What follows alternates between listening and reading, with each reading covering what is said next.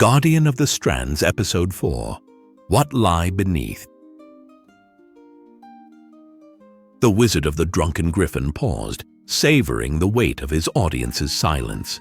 He swirled the last of his drink, the amber liquid catching the firelight as a slow smile crept onto his face. "Ah, but where were we?" he mused. "Ah, yes, young Jane, the rune, and the dark whisperings beneath the bastion." Jane sat at the small desk in her shared room, staring at the singed parchment, its ominous words lingering in her mind. "We know what you carry. We are coming for what is ours." Her hand drifted to her pocket, fingers brushing over the rune that had appeared to her back in the woods. Even now, it pulsed with an unnatural warmth, a slow, rhythmic beat that seemed to resonate from deep within the bastion itself. She barely had time to dwell on it before the morning bell rang through the halls, signaling the start of classes. With a sigh, she tucked the parchment beneath her mattress and grabbed her satchel. Whatever was happening, she would have to push it aside for now. The first class of the day was Arcane Theory, a lecture-based course held in one of the many floating chambers suspended within the central tower. The classroom itself defied logic. Stairs led to nowhere, books hovered in midair, and the walls constantly shifted with glowing runes. The instructor, an elven woman named Professor Kalis, stood in the center, hands clasped behind her back as she paced. "Magic," she began, her voice like wind through trees, "is neither kind nor cruel, neither good nor evil. It simply is. What determines its nature is not the magic itself, but the one who wields it." Jane took notes diligently, though the nagging sensation from the rune in her pocket never quite faded. Her next class, rune weaving, proved even more unsettling. The classroom was located in the lower levels of the bastion, where the air grew cooler, the stone darker. Here, intricate carvings of ancient sigils lined the walls, pulsing softly with latent energy.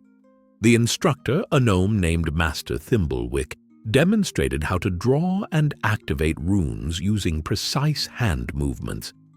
Jane hesitated as she traced her first rune into the stone surface before her. The moment her fingers made contact, the rune in her pocket flared. A sharp jolt of energy surged through her palm, sending shivers up her arm. She gasped and pulled back, but no one else seemed to notice. "Focus, Miss Fairburn," Master Thimblewick said, giving her a pointed look. "The magic is alive. It reacts to you. Control your emotions, and you control the magic." Easier said than done. By the time she reached her final class, Elemental Manipulation, she was exhausted. This was a practical course held in an open courtyard where students were paired off to practice channeling elemental forces. Whistle, to no one's surprise, had already managed to set his own sleeve on fire, while Ran effortlessly conjured a controlled sphere of wind. Jane, however, struggled. Her magic felt different, unpredictable. The moment she tried to summon fire, her rune flared again, and instead of a small controlled flame, a surge of blackened energy flickered at her fingertips. Professor Ardent, a burly man with a mane of white hair, narrowed his eyes. "Try again. Slowly." Jane swallowed hard and exhaled, pushing past the pounding sensation in her palm. This time, she managed a small ember before letting it dissipate. "Better," the professor said, but his gaze lingered on her a little too long. By the time classes ended, her head was pounding and the tingling in her hand had grown worse. She needed answers. That night, long after her roommates had fallen asleep, Jane slipped from her bed and into the dimly lit corridors of the bastion. The rune was leading her downward, its pulse growing stronger the deeper she went. She moved cautiously, her breath tight in her chest as she descended the winding staircases of the lower halls. The air grew heavy, thick with something unseen. Shadows danced along the walls where no light flickered. And then, movement, hooded figures. Jane's breath hitched as she pressed herself against the cold stone wall, watching as they glided noiselessly toward a blank section of the corridor. Their robes, dark as the void, barely disturbed the air as they moved. Then, as if passing through water, they vanished into the stone itself. Jane blinked. There was no door, no seam, just a wall. A chill ran down her spine. We are coming for what is ours. She took a cautious step forward, fingers brushing against the wall where they had disappeared. The stone was unnaturally cold. As soon as she made contact, the rune in her pocket blazed, sending a sharp jolt up her arm. The sensation was so sudden, so overwhelming, that she stumbled backward. "Jane!" A voice, Rand's. Jane whirled around to see her friend standing at the top of the staircase, lantern in hand. "What are you doing down here?" Jane opened her mouth, then glanced back at the wall. Whatever had been there was gone. "Nothing," she murmured, shaking her head. "I just got lost." Rand didn't look convinced, but she didn't press the matter. "Come on. We shouldn't be wandering around this late." Jane cast one last glance at the wall before following her friend up the stairs. But she knew something was waiting down there, watching, and it wasn't done with her yet. Later that evening, the four of them sat at their usual spot in the great hall, plates piled with steaming food. The hall buzzed with the chatter of students unwinding after the day's lessons, but Jane barely heard any of it. The weight of what she had seen, what she had felt, pressed against her mind, urging her to speak. She hesitated, glancing at her companions. Whistle was already halfway through a thick cut of roasted meat, eyes flicking between their table and a nearby group of upperclassmen performing minor illusions for entertainment. Borin sipped thoughtfully from a wooden tankard, his gaze distant, as if listening to something only he could hear. Ran, on the other hand, sat with arms crossed, her sharp eyes occasionally shifting toward Jane, as if waiting for her to say something. Jane exhaled. Might as well get it out. "I saw something," she said, voice low enough that only they could hear. Ran quirked an eyebrow. "Oh." Whistle swallowed a bite of food. "Go on," he urged, leaning forward, eyes alight with interest. "Saw what? Ghosts? Secret passageways?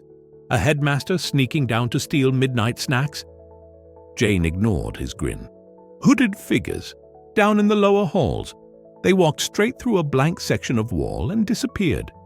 She paused, choosing her next words carefully. "And the rune in my pocket. It reacted. More than it ever has." Borin finally looked up from his drink, his moss-colored eyes unreadable. He didn't say anything, just listened. Whistle, on the other hand, set his fork down and steepled his fingers dramatically. Secret cult?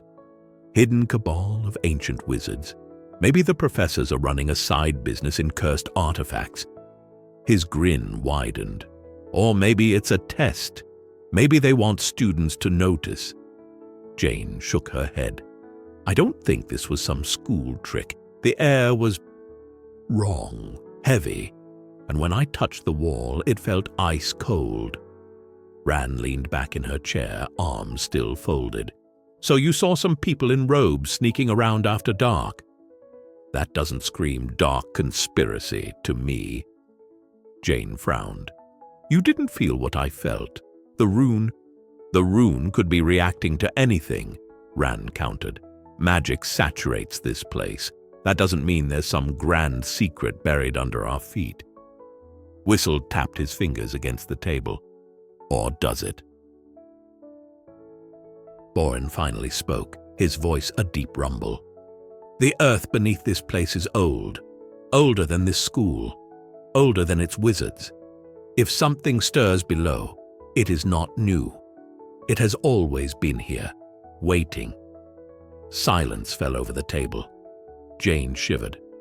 "Well," Whistle said after a moment, his grin returning, "guess there's only one way to find out." Ran groaned. "Please don't say—" "We investigate!" Whistle clapped his hands together. Borin exhaled slowly, shaking his head. "Curiosity is the first step toward wisdom." His gaze darkened. "Or folly." Jane swallowed. She didn't know which path they were walking, but one thing was certain. She couldn't ignore this. Something was waiting beneath the bastion, and it had noticed her. The Wizard of the Drunken Griffin set his empty glass down, the firelight glinting in his amused eyes. "And so," he said, his voice dipping into a knowing whisper, "Jane's path led her deeper into the unknown, where shadows whispered secrets and fate had already begun to weave its threads around her." He leaned back, stretching his arms with a yawn. "But alas, my friends, even the best of stories must wait for another night. Until then," he gave a slow, deliberate grin, "sleep well, if you can."